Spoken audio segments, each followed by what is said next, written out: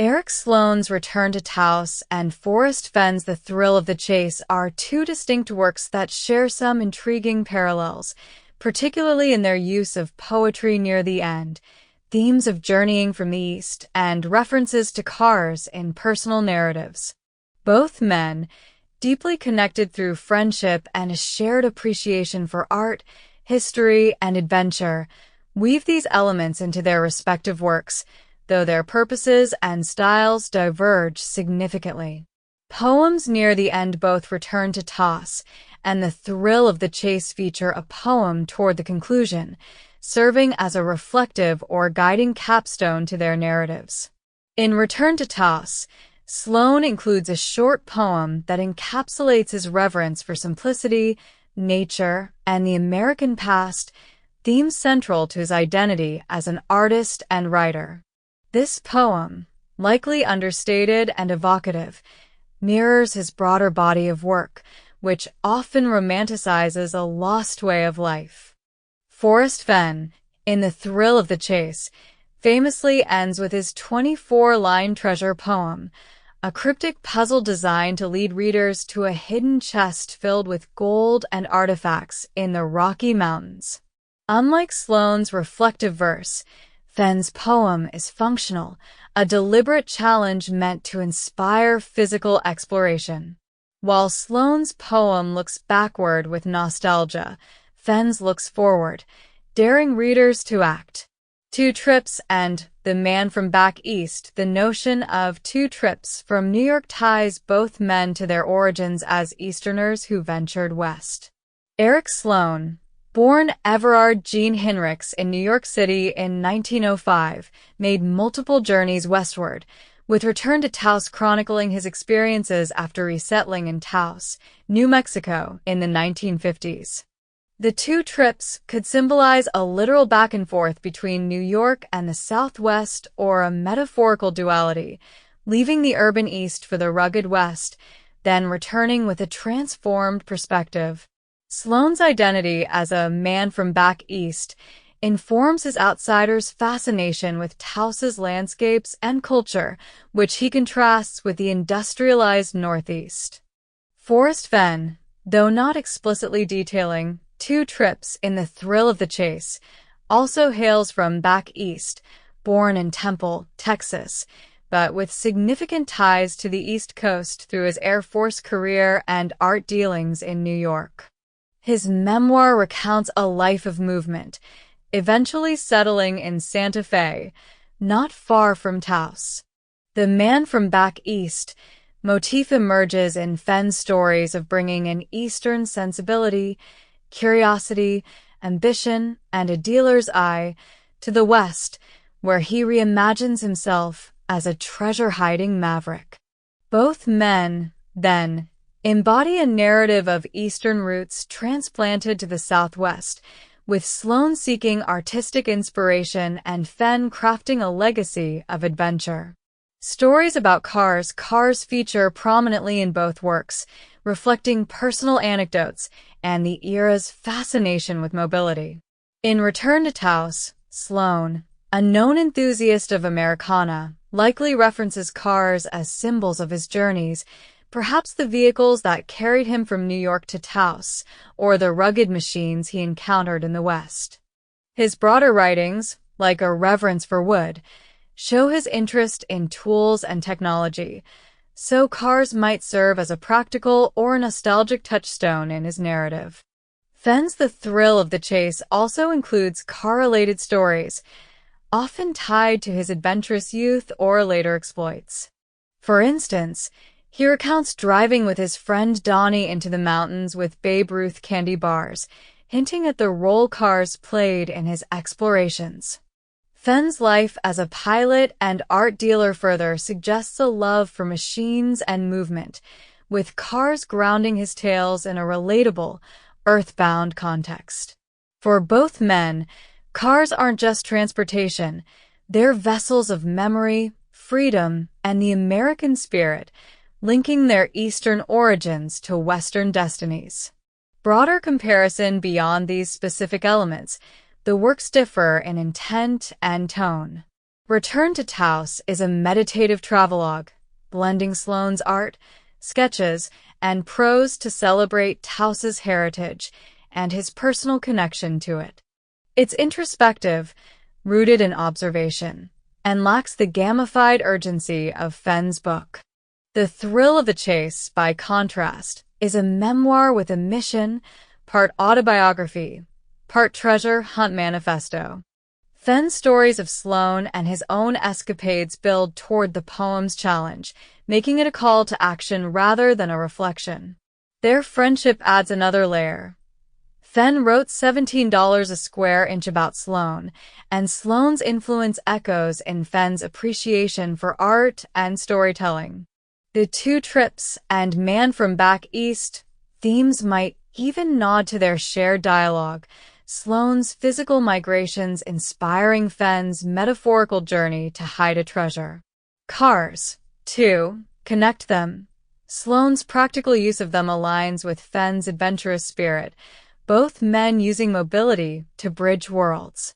In summary, Eric Sloane's Return to Taos and Forrest Fenn's The Thrill of the Chase converge in their poetic finales, Eastern origins, and automotive anecdotes, yet diverge in purpose. Sloane to preserve a vision, Fenn to ignite a quest.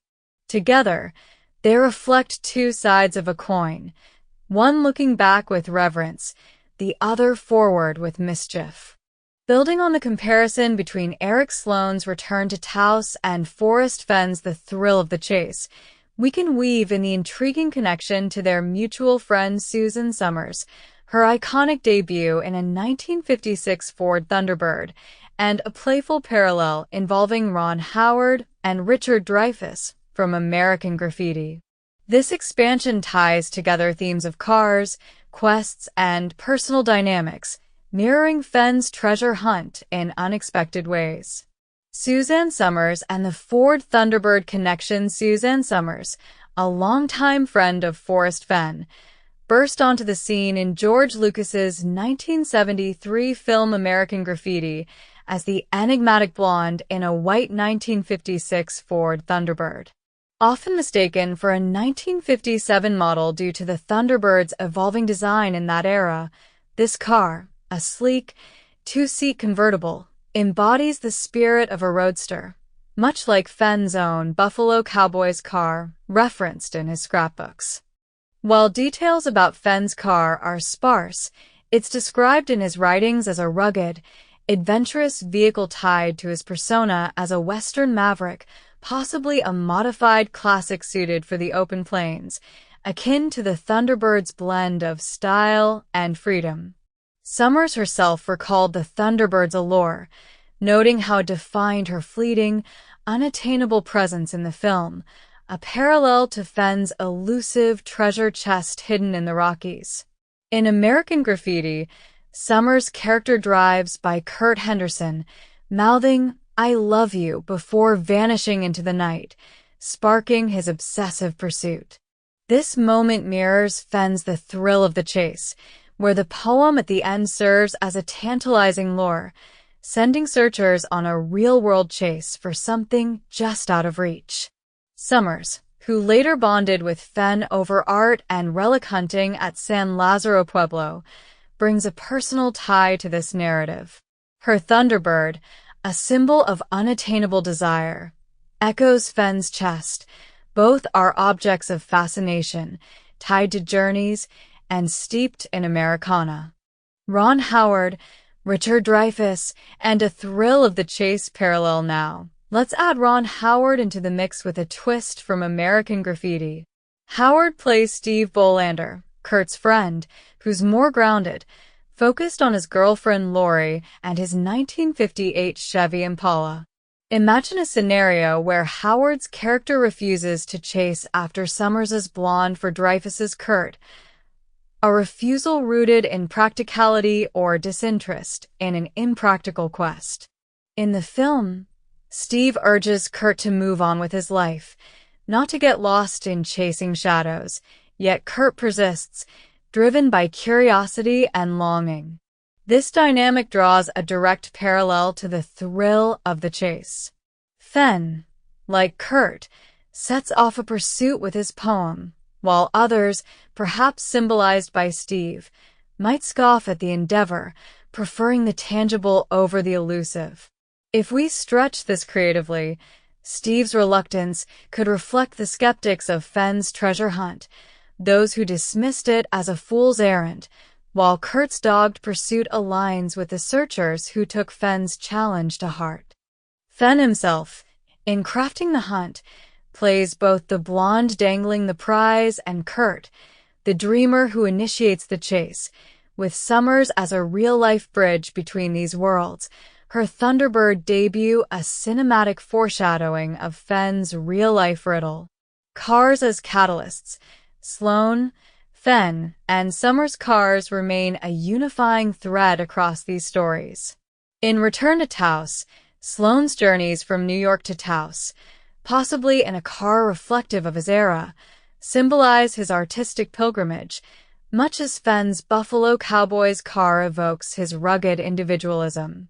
Summers' Thunderbird, meanwhile, ties into this automotive lineage.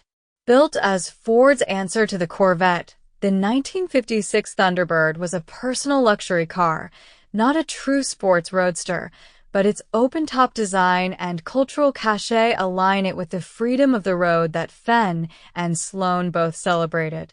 Fenn's scrapbook tales of driving with friends like Donnie into the mountains parallel Sloane's trips and Summers' cinematic cruise, each vehicle a vessel for adventure, memory, and identity. Contrasting quests and reflections, Sloane's Return to Taos ends with a poem reflecting on the past, a quiet culmination of his eastward to westward odyssey. Fenn's The Thrill of the Chase concludes with a poem that launches a forward-looking quest, its cryptic lines a call to action.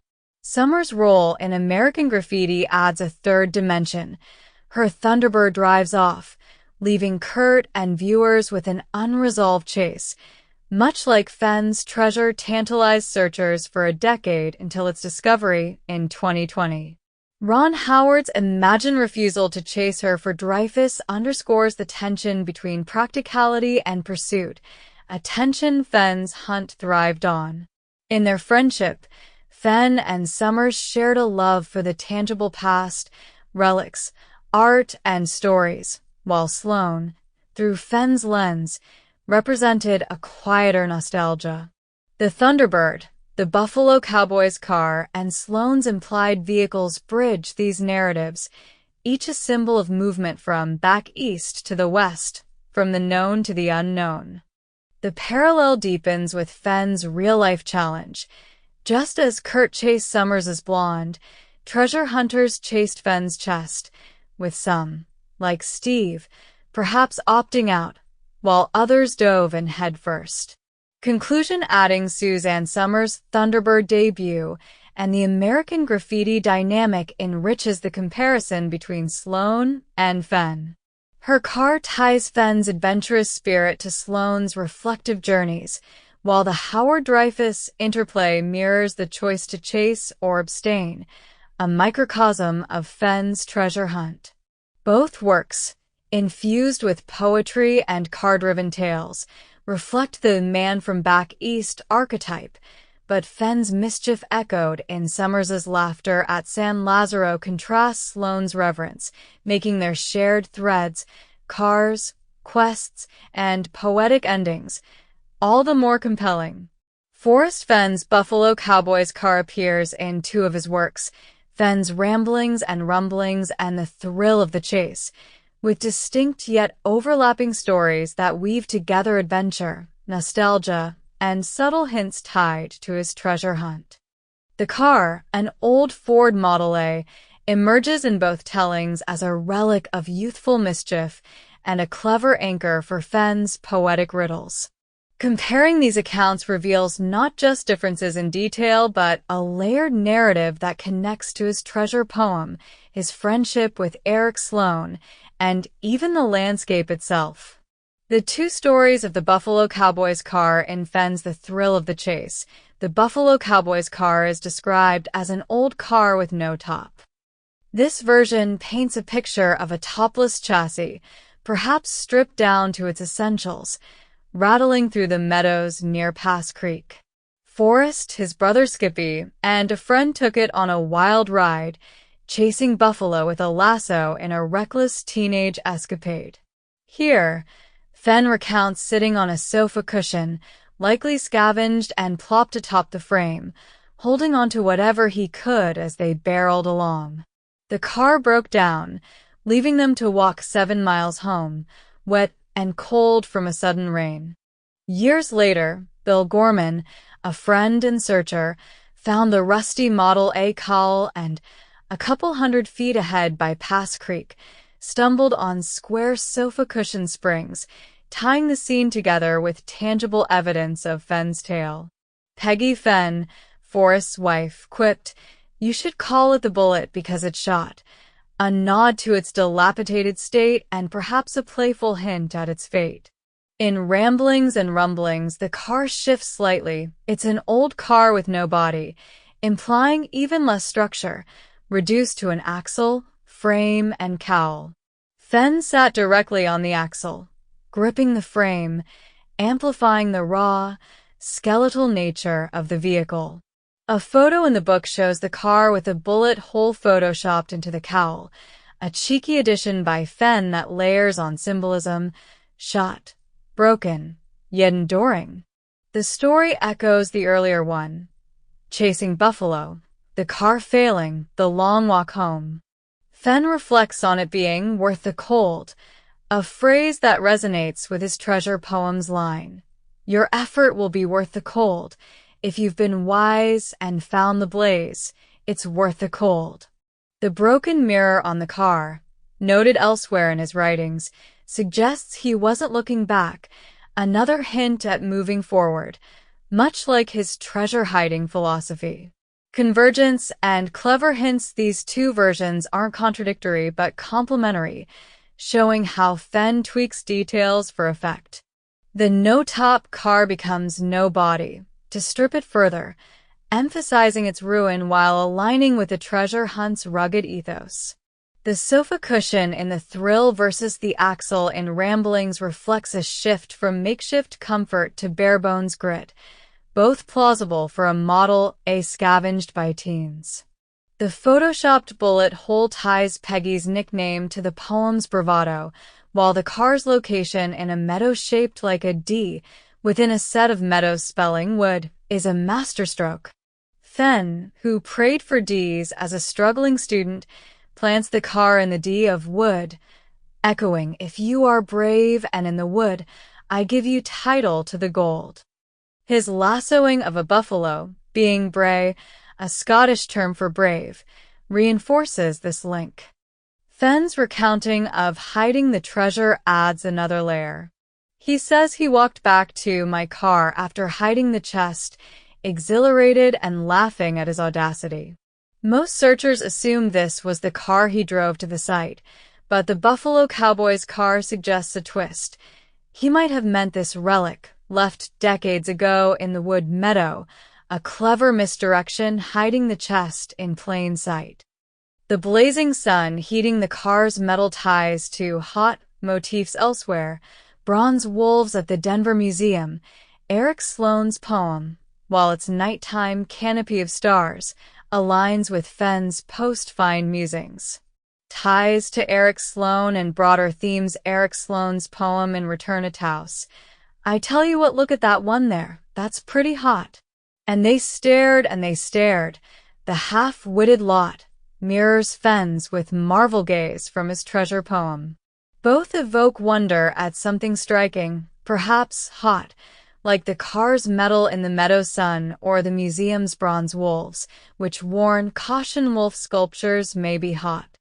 Fenn's story in Teachers with Ropes with kids touching a bronze sculpture indoors connects here too, temperature as a clue.